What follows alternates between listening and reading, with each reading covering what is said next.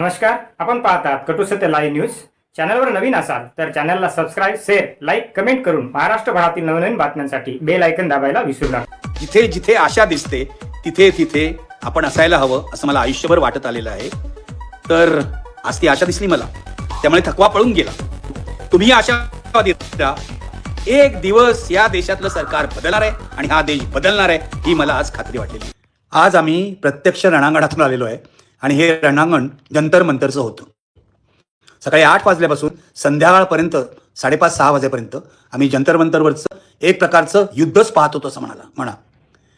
इतका जोश तरुणाईमध्ये होता की अभिजित दिपकेंनी वारंवार आवाहन केलं नसतं तर या आंदोलनाला कोणत्याही भयंकर वळण लागलं असतं, हिंसा झाली असती. तरुण इतके चिडलेले होते. पण तुम्हाला एक गोष्ट सांगतो, माझ्या संपूर्ण पत्रकारितेच्या करिअरमध्ये 1974 पासूनची आंदोलनं मी बघितले. जेपींचं आंदोलन मी बघितलं, त्यानंतर इंदिरा गांधीचं आंदोलन मी बघितलं जनता पार्टी विरुद्ध केलेलं, त्यानंतर अण्णांचं आंदोलन बघितलं, व्ही पी सिंग यांचं आंदोलन बघितलं, शेतकऱ्यांचं आंदोलन बघितलं. अनेक आंदोलनं मी बघितलेली आहेत. पण मित्र हो, आजचं आंदोलन जे होतं ते अक्षरशः अभूतपूर्व होतं, अभूतपूर्व. याचं कारण असं आहे की एवढे तरुण येतील अशी कोणाचीच अपेक्षा नव्हती. स्वतः सोनम वांगचुक आणि अभिजित दिपकेची अपेक्षा नसणार, पण या सोनम वांगचुक यांच्या उपोषणाने भारतभर जी एक इमेज तयार झालेली आहे त्या इमेजमुळे आज जंतर मंतरवर 20-30 हजार तरुण येतील असं वाटत होतं. ती तरुणांची संख्या किमान 1 लाखभर तरी होती असं मला वाटतं. काही लोक म्हणतात की लाखापेक्षा जास्त होती, कारण जंतर मंतरचा सगळा परिसर, 4ही रस्ते भरलेले होते. आणि जेव्हा संसदेवरचा धडक मोर्चा निघाला तेव्हा खरं तर पोलिसांना काय करावं समजत नव्हतं, कारण ज्याला म्हणतात ना चप्पा चप्पा भर गया, असा कानाकोपरा भरून गेला होता. आणि विशेष म्हणजे हे सगळे तरुण कोरे होते, कोणत्याही राजकीय पक्षाशी संबंधित नव्हते. आत्ताच कोणी नीट परीक्षा दिली होती, कोणी सीबीएसई परीक्षा दिली होती. आणि आणखी एक वैशिष्ट्य म्हणजे या आंदोलनात जवळजवळ 50% मुली होत्या. या मुली सुद्धा नवख्या होत्या, त्यांच्यावर कोणताही शिक्का नव्हता, कोणत्या आयडिओलॉजीशी त्या बांधील नव्हत्या. पण केवळ सोनम वांगचुक यांनी आवाहन केलं, अभिजित दिपकेने आवाहन केलं आणि कॉकरोच जनता पार्टीचं हे आंदोलन त्यांना पटलं म्हणून त्या आल्या होत्या आणि काहीही करायची यांची तयारी होती. पोलिसांनी अत्यंत घाणेरडा प्रयत्न केला, अत्यंत घाणेरडा प्रयत्न हे आंदोलन मोडण्याचा. हा प्रयत्न सकाळपासूनच त्यांचा चालू होता. म्हणजे जंतर मंतरच्या स्टेजच्या समोर त्यांनी ॲम्ब्युलन्स घुसवली लोकांची दिशाभूल करण्यासाठी आणि अशी बातमी उठवली की सोनम वांगचुक आलेले आहेत. सोनम वांगचुकवर काही नव्हते, पोलिसांनी या ॲम्ब्युलन्समधून गुंड आणले असा आरोप अभिजितने केला. अगदी प्रत्येक क्षणाला पोलीस असे वागत होते, कवायती करत होते, झुंडीने येत होते. आणि हे पोलीस आहेत की आर्म्ड गुंड आहेत, सशस्त्र गुंड आहेत, अशी एक भीती माझ्या मनात आली. कारण पोलिसांचं वागणं हे तुम्हाला सांगतो, महाराष्ट्रातले पोलीस पण, अनेक पोलीस स्टेशनचे पोलीस हे बदमाश आहेत मला माहिती आहे, पण सौम्य आहेत त्यांच्या तुलनेमध्ये. हे अक्षरशः रासवटपणे शिव्या देत तुटून पडत होते तरुणांवर. अनेक तरुणांची डोकी फुटली, शर्ट फाटले, रक्त सांडलं आणि अनेक गोष्टी झाल्या. मी तुम्हाला एका पाठोपाठ एक सांगणार आहे. तुम्हाला सांगतो, मला आज जे विचारवंत घरात बसून या आंदोलनावर टीका करतायत, जे संपादक, बिनबुडाचे संपादक या आंदोलनाशी भलबुरं लिहित आहेत, यांची लाज वाटली, यांची शरम वाटली, यांची कीव वाटली, हे लक्षात घ्या. याचं कारण तरुणांचा जोश आपण पाहायला हवा होता. कसले विचारवंत ज्यांना तरुणांचा हा रोष कळत नाही, कसले संपादक ज्यांना ग्राउंडला काय चाललंय हे कळत नाही आणि फालतू फेसबुकवर रोज लिहित असतात. लाज वाटली पाहिजे यांना की इथला तरुण रक्त सांडतोय, पोलीस त्याला अमानुषपणे मारहाण करतात, त्याच्यावर अश्रूधूर सोडतायत आणि फेसबुकवर काहीतरी हे फुटकळ गोष्टी लिहून हे कुणाचं आंदोलन आहे, कसलं आंदोलन आहे. अरे हा तरुणांचा एल्गार होता, हे लक्षात घ्या. हा तरुणांचा एल्गार होता, दुसरं काही नाही. आणि या एल्गाराला मी साक्षीदार झालो, याबद्दल मला खूप बरं वाटतंय. मी तुम्हाला सांगतो, इतका तरुणांची ताकद मी गेल्या अनेक वर्षात पाहिली नव्हती. आणि तरुण मोदी सरकारच्या विरोधात घोषणा देत होते. मोदी जब डरता है पुलिस को आगे करता है, ही घोषणा होती. धर्मेंद्र प्रधान इस्तीफा दो, नरेंद्र मोदी इस्तीफा दो, ही घोषणा होती. जय भीम ही घोषणा तर कानाकोपऱ्यात गुंजत होती. आणि जय भीम ही घोषणा फक्त दलित विद्यार्थी देत नव्हते, सार्वत्रिक झाली होती. जय जय जय जय भीम ही घोषणा अक्षरशः घोषणा आसमंतात गुंजणे जे म्हणतात ते होत होतं. आणि असं अभूतपूर्व दृश्य मी आजपर्यंत पाहिलेलं नाही. कुठच्याही आंदोलनात ही एनर्जी मी पाहिलेली नाही. काही लोकांनी सकाळी या आंदोलनाला नाट लावण्याचा प्रयत्न केला की सोनम वांगचुक यांच्या पत्नी गीतांजली यांनी सांगितलंय जर संसदेचे विरोधी पक्ष नेते माझ्याकडे येतील तर मी हे आंदोलन संपवणार आहे वगैरे. असं काही आंदोलन संपलेलं नाही. थेट मागण्या या आंदोलनात ठेवल्या आहेत जे.पी. नड्डा यांच्या समोर. आज सरकारला बोलवावं लागलं या आंदोलकांना, अभिजित दिपकेंच्या सहकार्यांना, आणि त्यांच्याबरोबर जवळजवळ 4 तास चर्चा केली नड्डा यांनी. नड्डा यांचा चेहरा उतरलेला होता असं एक प्रवक्ते सीजेपीचे आशुतोष रांका म्हणाले. पुन्हा उद्या चर्चा होणार आहे. सरकार सपशेल हरलेलं आहे, लक्षात घ्या. सरकारने माघार घेतलेली आहे. तरी सुद्धा काही लोक चिंता काढतात, काय मिळालं तुम्हाला? अरे मी तुम्हाला खरंच सांगतो, अपशब्द येतात माझ्या तोंडून या लोकांसाठी. यांची लायकीच नाही आहे. देशामध्ये कोणत्याही परिवर्तनात सहभागी व्हायची यांची लायकीच नाही. मी तुम्हाला सकाळपासून सांगतो काय काय झालं. पण त्याआधी मला माझा एक सहकारी आहे, गौरव सर्जेराव. तुम्हाला माहिती आहे, मार्मिकचा कार्टुनिस्ट आहे, माझ्याबरोबर आलेला आहे दिल्लीमध्ये पहिल्यांदाच. आणि त्याने जे संसदेमध्ये अनुभवलं, म्हणजे मोर्चा निघाला. लक्षात घ्या, मोर्चाच्या आधी काय झालं ते नंतर सांगतो. मोर्चा निघाला जंतर मंतरवरून. कुठून निघायचा हा प्रश्न होता, त्यामुळे 2 तास उशीर झाला. या सगळ्या चारी बाजूनी तरुण आणि तरुणी खसाखस भरलेल्या होत्या. आणि एक गोष्ट तुम्हाला सांगतो, एकाही तरुणीच्या अंगाला कोणीही हात लावला नाही, तिला भीती वाटली नाही. उलट मनामध्ये विश्वास ठेवून या तरुणी, छोट्या छोट्या मुली, 12वी झालेल्या, पहिल्या वर्षाला असलेल्या, नीट परीक्षा देणाऱ्या आलेल्या होत्या. मला खूप अभिमान वाटला या युवकांचा. हे जे जेन झी म्हणतात त्यांचा खूप अभिमान वाटला. कोणीतरी मला पोलीस विचारत होतं की या तरुणींचं इथे सुरक्षित राहतील का? सिद्ध करून दाखवलं या सुरक्षित आहेत. तर मला तुम्हाला सांगायचं आहे काय काय झालं. पण आधी ऐका. तरुणांचा एक गट, म्हणजे जेव्हा इथे पोलिसांनी हल्ला केला, अभिजित दिपके ज्या ट्रकवर उभा होता आणि लोकांना ॲड्रेस करत होता, तिथे मोठमोठे करणे लावलेले होते. त्यावर शबाना आझमी होत्या, प्रकाश राज होते. तिथेच येऊन नंतर संध्याकाळी भीम आर्मीचे चंद्रशेखर आझाद बोलले. या ट्रकवर पोलिसांनी हल्ला केला. 4 टायर हे पंक्चर करून टाकले. ट्रकमधल्या मुलींनाही पोलिसांनी मारलं. मी तुम्हाला सांगतो, मला अभिमान वाटला. मुंबई तकची अनुजा जी आहे, तिने हे जे रिपोर्टिंग केलं, याचे जे दृश्य घेतले स्वतःच्या मोबाईलवर, मुंबई तकवर तुम्हाला पाहायला मिळतील. मी तिच्याकडून उद्या घेणार आहे, तुमच्यासाठी माझ्या सोशल मीडियावर पण टाकणार आहे. तिने आज मोठं काम केलं. बेधडकपणे ती या पोलिसांमध्ये शिरली आणि या पोलिसांचे जे अत्याचार होते त्या ट्रकवर केलेले तिने आपल्या कॅमेऱ्यात टिपले. अनुजा धाकरस, मला तिचं खूप कौतुक वाटतं. आजकाल ही हिंमत तरुण पत्रकारांमध्ये दिसत नाही.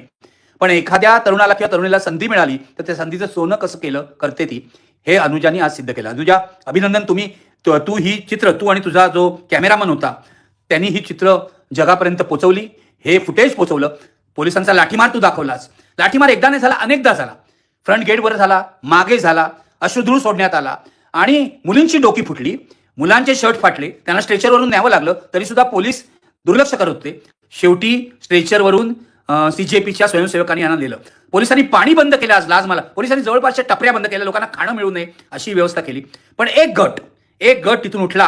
त्यांनी बॅरिकेड्स तोडल्या आणि त्यांनी संसदेकडे कूच केलं. मी तुम्हाला तिथला प्रत्यक्षदर्शी हाल जो आहे तो ऐकवतोय. माझ्यासोबत मी मगाशी म्हटल्याप्रमाणे गौरव सर्जेराव आहे. तुम्ही ऐका गौरव काय म्हणतोय आणि काय नेमकं घडलं. गौरव, काय झालं नेमकं? तुम्ही जंतर मंतरवरून थेट संसदेकडे कूच कसं केलं? कारण असं कोणी तुम्हाला सांगितलं नव्हतं की संसदेकडे जा. अभिजितनी सांगितलं नव्हतं. तुम्ही असं आवाहन केलं, तुम्हाला उलट आवाहन केलं होतं शांत राहा. पण हा जो गट होता तो सगळ्यात आक्रमक होता. त्याने संसदेकडे हे केलं, संसदेकडे कूच केलं. तर नेमकं तू काय केलंस हे आपल्या सगळ्या प्रेक्षकांना सांग. आणि हा धोका तू पहिल्यांदा आयुष्यात पत्करलेला आहेस. तुलाही लागलेला आहे, तुलाही जखमा झालेल्या आहे. तर काय बघ, सांग जरा. तर यामध्ये असं घडलं की ज्यावेळी जंतर मंतर प्रोटेस्ट साईटवरती गर्दी प्रचंड वाढायला लागली आणि तिथे आजूबाजूला जायलाही लोकांना जागा नव्हती, तेव्हा तिथल्या रस्त्यांवरती लोक बसत होते आणि सोबतच तिथून जात होते. तेव्हा बहुतेक सगळ्यांचं मत असं ठरलं की आपण जंतर मंतरकडे जाऊया, किंवा स्टेजवरून अशी सूचना आली असावी की नाही, मला याबद्दल अंदाज नाही. पण अचानक जथ्थेच्या जथ्थे त्या ठिकाणी जायला मुलं एक्साइट झाली, मुलं एक्साइट झाली होती आणि संसद चलो संसद असं म्हणत होती. त्यांना राहवत नव्हतं की आता कधी जाऊन आम्ही संसदेला लढत मारतो, असं झालं होतं. तर हा गट निघाला. येस, आणि त्याच्याबरोबर त्या ग्रुप बरोबर मी सुद्धा गेलो आणि पुढे गेल्या बऱ्याच ठिकाणी बॅरिकेड्स लावलेले होते आणि सगळे तरुण इतक्या जबरदस्त जोशामध्ये होते. जय भीम, भारत माता की जय, वंदे मातरम, इन्कलाब जिंदाबाद, मोदी खुर्सी तोडो, जोडो, काय छोड दो वगैरे असे बरेचसे नारे चालू होते हिंदमध्ये. आणि आम्ही त्यांच्यासोबत चाललो होतो आणि जिथे जिथे कुठे बॅरिकेड्स असायचे, मुलं थोडा वेळ तिथे काही ना काही व्हायचं आणि ते बॅरिकेड्स पाडायचे. म्हणजे मी स्वतः त्या बॅरिकेड्सवर तोडांनी म्हणजे खाली आदळले आणि त्याच्यावरती पाय देऊन अक्षरशः ते बॅरिकेड्स वाकडे झाले होते. असं करून ते गेले. त्यांनी कुठल्याही पोलिसांना तिथे हात लावला नाही, त्यांनी फक्त बॅरिकेड्स तोडले. आणि त्यावेळी पोलिसांनी काही ऍक्शन घेतली नाही, कारण कदाचित त्यांना तोपर्यंत ऑर्डर आली नसेल. आणि मग शेवटी पोहोचेपर्यंत आम्ही संसदेच्या अगदी जवळ, म्हणजे एका टर्नला आता फक्त संसद उरले आणि तिथे 8-9 फुटाचे बॅरिकेड्स लावलेले होते. आणि तिथे अचानक अश्रुधुराच्या नळकांडे जे त्या त्यांनी सोडायला सुरुवात केली आणि त्याच्यामुळे जेवढे जे तरुण होते, खास करून मुली होत्या, आणि सगळेच लोक पळायला लागले पाठीमागे. आणि जसे पळायला लागले तशी चेंगराचेंगरी सदृश्य परिस्थिती निर्माण झाली, कारण तिकडून जागाच नव्हती लोकांना जायला. म्हणजे मी सुद्धा कसाबसा वाचलो. आणि तिथे एका गल्लीमध्ये आम्ही शिरलो. तिथे काही माणसांनी आम्हाला जरा पाणी दिलं, ते डोळ्यांवरती मारलं, कारण अश्रुधुरामुळे आमचे डोळे संपूर्णपणे बंद होत होते. आणि तिथून मग मी मागे येते पुन्हा ट्रकची जी बाजू सर म्हणतात तिथे पोहोचलो. तिथे तर लाठ्यांनी अक्षरशः तुडवलं सगळ्यांना. माझ्या हातावरती थोडीशी लाठी लागली. त्यासोबतच आमचा जो कॅमेरामॅन सरांचा होता ऋषिकेश मोरे, तर त्याच्या तो स्वतः प्रेसचा आयडी कार्ड दाखवतोय की मी प्रेसचा माणूस आहे, तरी सुद्धा त्याच्यावरती त्यांनी 4 ते 5 लाठ्या मारल्या. त्याच्यातली दोनदा मारल्या, त्यातली एक लाठी त्यांनी उभी त्याच्या पोटात मारली, ज्याच्यामुळे त्याच्या पोटाला गंभीर जखम झाली आणि तो आता हॉस्पिटलमध्ये गेलेला आहे. आणि तरीही तो त्याचं काम करत होता. पुन्हा त्याला त्यांनी घेरून सुद्धा एकदा मारलं. म्हणजे मीडियावाला आहे हे माहीत असून सुद्धा ते त्याला मारत होते. त्याच्यानंतर सगळ्यांना आम्हाला त्यांनी पळवायला सुरुवात केली. तिथे मध्ये एक गोल होता, तर 3 बाजूंनी पोलिसांनी आम्हाला पळवायला सुरुवात केली आणि सगळीकडून लाठ्या मारत त्यांनी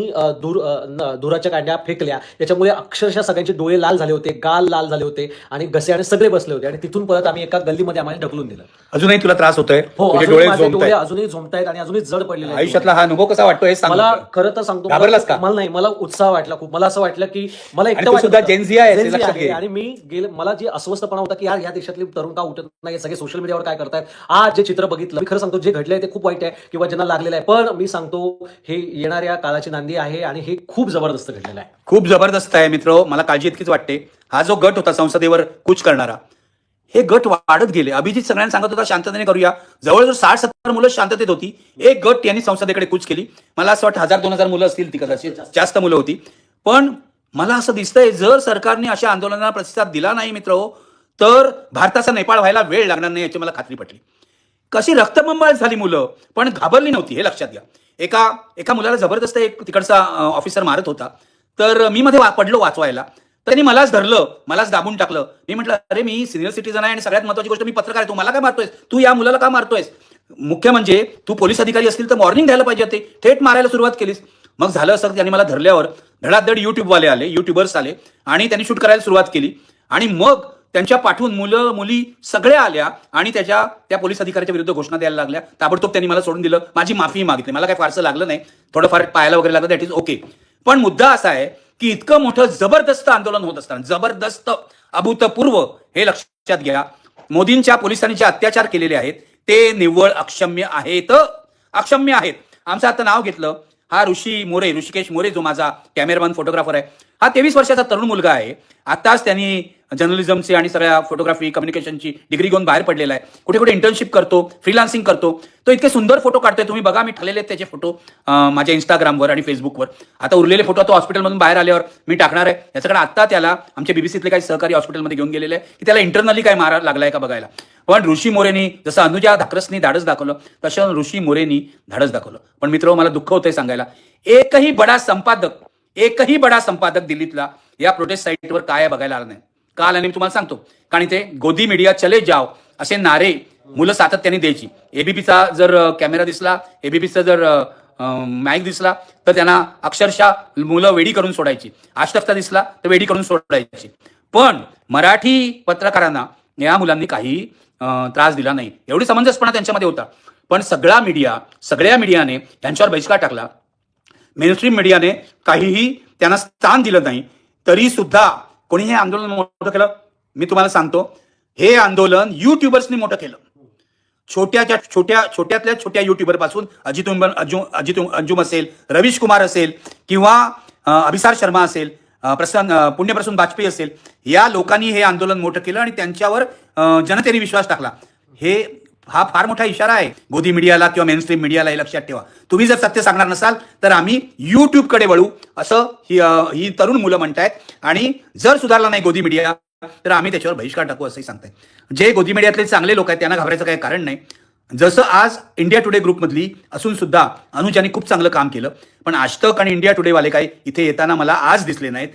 मला खूप दुःख होतं. देशामध्ये एक परिवर्तनाचं पर्व सुरू होत आहे. माझ्या मते हे परिवर्तनाचं पर्व आहे. राजकीय परिवर्तन व्हायचं की नाही, निवडणुकामध्ये काही व्हायचं की नाही, हे विरोधी पक्ष ठरवतील. आज राहुल गांधींनी या सगळ्या पोलीस अत्याचाराचा निषेध केला. मला इतकंच दुःख होतं, राहुल गांधींनी मोठी संधी गमावली. ते जर इथे आले असते तर लाखभर मुलं त्यांच्या समोर, म्हणजे त्यांनी जर नुसता शाबासकीचा शब्द उच्चारला असता किंवा पाठिंबा दिला असता तर ही मुलं अगदी मोहरून गेली असती आणि ही सगळी राहुल गांधींचे मतदार झाली असती. आज Rahul Gandhi miss an opportunity. माझ्या मते ही मोठी चूक आहे. हे हिमालयन ब्लड आहे राहुल गांधींचं. कारण अशाच आंदोलनातून देश पुढे जात असतो, विरोधी पक्ष पुढे जात असतो. बाकीचे विरोधी पक्ष इथे आले, पण त्यांचे एक नेते आले. इथे रसद कोणी पुरवली? भीम आर्मीने पुरवली, चंद्रशेखर आझादनी पुरवली. रात्रभर ते इथे बसले होते. त्यानंतर सगळ्या डाव्या पक्षांनी पुरवली. मी मागेही डाव्या पक्षांची स्तुती केली आहे. डाव्या पक्षांचं जे काय त्यांचे विचार असतील, त्यांच्याशी अनेक जणांचे मतभेद असतील, पण डाव्या पक्षांनी आपली कुमक इथे दिली. मुलं उपोषणाला बसली. नेहा आणि तिचे इतर 3 जे सहकारी होते, काय नाव, आमीन दुसरा आणि आणखीन एक विद्यार्थी, यांचंही मला खूप कौतुक वाटतं. सकाळी शबाना आझमीच्या हस्ते लिंबू सरबत घेऊन त्यांनी सोडलं उपोषण, पण ते उतरले रणांगणात. सोनम वांगचुक यांनी अजून उपोषण सोडलेलं नाही. मी काय बोलतोय लक्षात घ्या. सोनम वांगचुक यांना हॉस्पिटलमध्ये कैद करून ठेवलेलं आहे. हॉस्पिटलमध्ये नुसतं नाही ठेवलंय, कैद करून ठेवलेलं आहे. त्यांची पत्नी गीतांजली, जिने आज मोर्चाचं नेतृत्व केलं, ती सुद्धा हॉस्पिटलमध्ये होती. तिलाही पोलिसांनी चांगली वागणूक दिली नाही. आज तिने भाषणात सांगितलं सोनम वांगचुक उपोषण सोडायला तयार नाहीत. उपोषण पुढे चालू आहे. जरी अभिजितने सोडलं किंवा या मुलांनी सोडलं तरी सोनम वांगचुक यांचं उपोषण अजून चालू आहे, जोपर्यंत सरकार मागण्या मान्य करत नाही. आज काही लोकांनी सुरुवात केली, काय आता काय मिळालं तुम्हाला वगैरे. अरे दणदणीत अशी मिळालं या आंदोलनाला. गाढवांनो ऐका, जे कोणी तुम्ही विचारवंत आहात ना, त्यांना कल्पना नाही ग्राउंडवर काय घडतंय. दणदणीत यश मिळालंय. 1 लाख मुलं दिल्लीमध्ये रस्त्यावर उतरतात, लाठ्या खातात, रक्त सांडतात आणि शिक्षण व्यवस्था बदलण्याची मागणी करतात. हे माझ्या दृष्टीने मोठं यश आहे. हे आंदोलन यशस्वी झालेलं आहे. हे जे किरकोळ लोक प्रश्न विचारताना काय मिळाले तुम्हाला, तुम्ही घरात बसा, तुम्ही पुस्कुल्या सोडा, मुलं तुम्हाला विचारणार सुद्धा नाही. तुम्ही सगळे कालबाह्य झालेले लोक आहात. इथे येऊन बघायला पाहिजे होतं पोरं काय करतायत. खरंच म्हणजे तरुण मुलांनी जे काम केलं, या सगळ्या नागरिकांनी, तरुण पत्रकारांनी जे काम केलं, त्याचा मला अभिमान वाटतो. मित्रो, पण एक गोष्ट तुम्हाला सांगतो, हे जे मोदी सरकार आहे ना आणि हे जे गृहमंत्री अमित शहा आहेत, भारतातलं सगळ्यात स्वतंत्र भारतातलं वाईट सरकार आहे, बेकार सरकार. याला कोणतीही भावना नाही.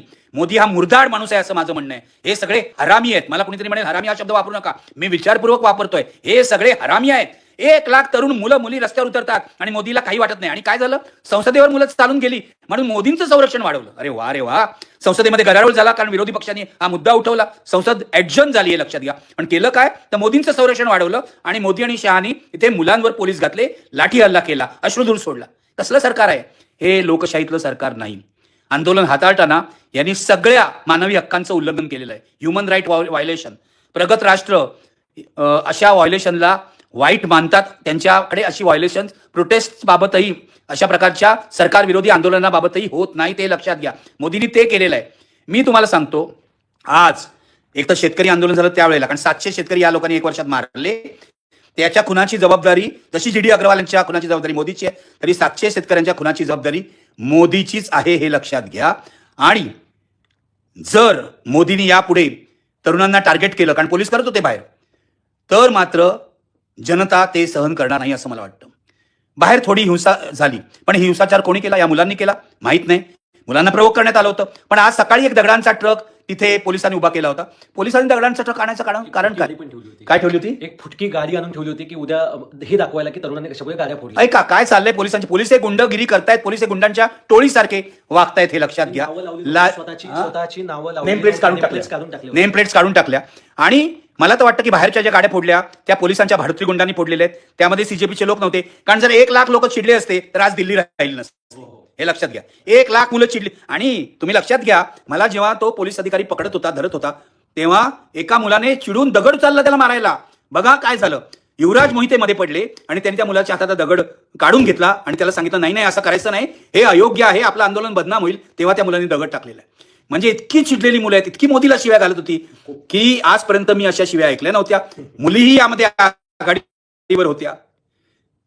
समय आ गया, वेळ आलेली आहे. काय म्हणतोस? मला असं वाटतं की मी खरं तर या सरकारचा अभिनंदन आणि धन्यवाद मानतो की तुम्ही आता ह्या आमच्या जनरेशनला चांगली सवय लावली की तुमच्या हक्कांसाठी तुम्हाला आंदोलन कसं लढायचं आणि कसं लढायचं. आणि ही सवय लागल्यामुळे मला माहिती आहे की येणाऱ्या आंदोलनांमध्ये सगळेजण खूप चांगल्या प्रकारे सहभाग घेणार आहेत. आणि हे ज्यांनी बघितलं, आज जी मुलांवरती यांनी दादागिरी केली, अन्याय केलेला आहे, यांचे आईबाप आता हे बघतायत, जे त्यांचे वोटर्स आहेत, जे भुललेले आहेत त्यांच्या या सगळ्या हिंदुत्ववादी राजकारणाला, त्यांचे आता डोळे उघडतील की यांच्या मुलांवरती यांनी अटॅक केलाय. आणि येणाऱ्या काळामध्ये त्यांचे डोळे उघडल्यामुळे बरीच वेगळी परिस्थिती बघा. अगदी बरोबर. तर मी काय सांगत होतो, हे बरोबर आहे आता जो गौरव म्हणतोय, पण त्याहीपेक्षा मी सांगतोय की आता वेळ आली आहे. मी मगाशी म्हटलं समय आ गया. कसला समय आ गया? सरकार बदलण्याची वेळ आलेली आहे, सत्ता परिवर्तनाची वेळ आली आहे. ते CJPच्या आंदोलनात होणार नाही, ते विरोधी पक्षांना करायचं आहे. आणि माझं विरोधी पक्षांचं आव्हान आहे, तुम्ही भारतातल्या निवडणूक पद्धतीवर विश्वास ठेवू नका. कारण नरेंद्र मोदी आणि अमित शहानी निवडणुकात चोरलेले आहेत, हे राहुल गांधींनी तर सिद्ध केलंय. त्यामुळे काय करायचं हा विचार करा. आणि मला मोदींना सांगायचं, मी मगाशी सांगितलं, पुन्हा सांगतो की जर तुम्ही असेच वागत राहाल, असेच निर्दयी राहाल, असेच पोलीस वापराल, तर एक दिवस तुमचा आणि भारताचा नेपाळ होईल, याविषयी माझ्या मनात काही शंका नाही आहे. आज एक मी धगधगतं आंदोलन बघितलंय. धगधगतं हा शब्द बरोबर आहे. तरुण तरुणींची भीती मेली होती, मनात भीती, आंदोलनात सहभागी झाले होते, पोलिसांचा मार खात होते. हे बघून एका क्षणाला तर मला घहीभरून आलं. या देशाची मला चिंता नाही वाटत. जिथे लढणारे तरुण असतात त्या देशाची चिंता नाही करायची.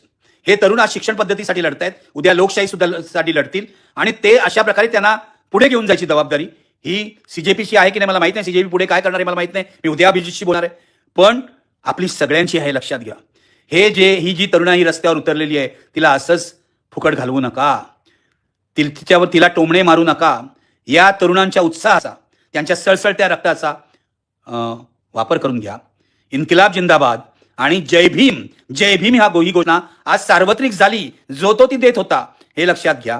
तेव्हा इन्किलाब जिंदाबाद आणि जय भीम या घोषणेमधूनच पुढचा मार्ग आपल्याला मिळणार आहे. आज इथेच थांबतो मित्र. खूप थकलोय. सकाळी 8 पासून संध्याकाळपर्यंत तिथे होतो मी. आता ही सवय राहिलेली नाही, पण तरुण मुलांनी माझंही मनोधैर्य वाढवलं, हे लक्षात घ्या. जिथे जिथे आशा दिसते तिथे तिथे आपण असायला हवं असं मला आयुष्यभर वाटत आलेलं आहे. तर आज ती आशा दिसली मला. पाहत राहा निर्भीड सत्य, अर्थात सर्वसामान्यांचे व्यासपीठ, आपल्या सर्वांच्या हक्काचे चॅनल कटू सत्य लाईव्ह न्यूज. धन्यवाद.